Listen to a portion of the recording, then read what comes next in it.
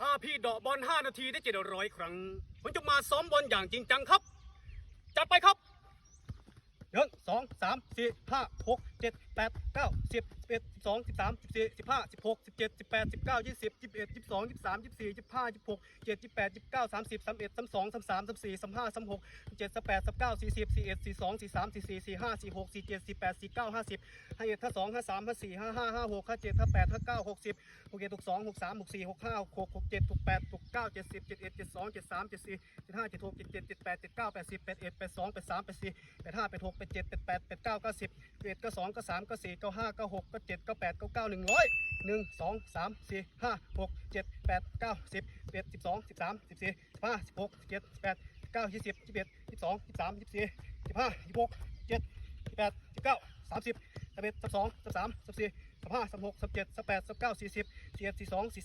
34 35 36 37 38 39 40 41 42 43 44 45 46 47 18 49 50 51 52 53 54 55 56 57 58 59 60 61 62 63 64 65 66 67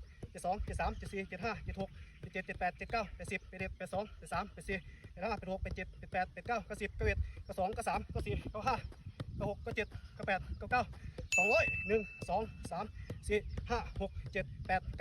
71 72 73 74 75 76 77 78 79 80 81 82 83 84 85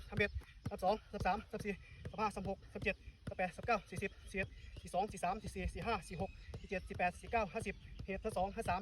6 7 8 9 10 11 12 13 14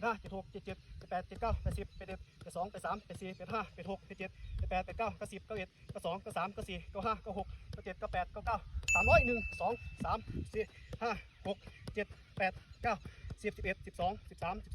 16 17 18 19 20 21 22 23 24 25 26 7 18 19 30 31 32 33 34 35 36 37 38 39 40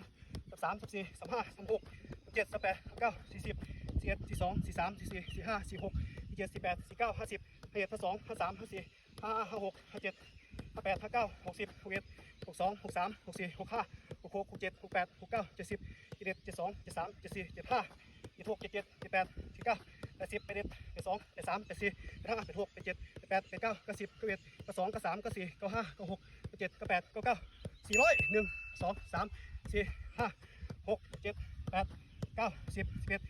15 16 17 18 19 20 21 22 23 24 25 26 27 28 29 30 31 32 33 34 35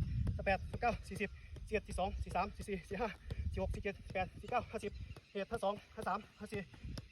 57 58 59 60 61 62 63 64 65 66 67 68 69 70 71 72 73 74 75 76 77 78 79 80 81 82 83 84 85 86 87 88 89 90 91 92 93 94 95 96 97 98 99 400 1 2 3 4 5 6 7 8 9 10 11 12 13 14 15 16 17 18 19 20 21 22 23 24 25 26 27 28 29 30 31 32 33 34 35 36 37 38 39 40 41 42 43 44 45 46 47 48 49 50 51 52 53 54 55 56 57 58 59 60 61 62 63 64 65 66 67 68 69 70 71 72 73 74 75 76 77 78 79 80 81 82 83 84 85 86 87 88 89 90 91 92 93 94 95 96 97 98 99 500 1 2 3 4 5 6 7 8 9 10 11 12 13 14 15 16 17 18 19 20 21 22 23 24 25 26 27 28 29 30 31 32 33 34 35 36 37 38 39 40 41 42 43 44 45 46 47 48 49 50 51 52 53 54 56 57 58 59 60 61 62 63 64 65 66 67 68 69 70 71 72 73 74 75 76 77 78 79 80 81 82 83 84 85 86 87 88 89 90 91 92 93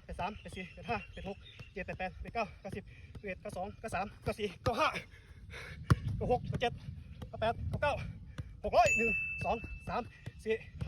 6 7 8 9 10 11 12 13 14 15 16 17 18 19 20 21 22 23 24 25 26 27 28 29 30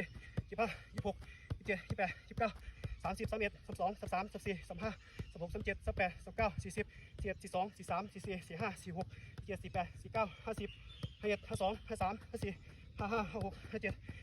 59 60 61 62 63 64 65 66 67 68 69 70 71 72 73 74 75 76 77 78 79 80 81 82 83 84 85 86 87 88 89 90 91 92 93 94 95 96 97 98 99 700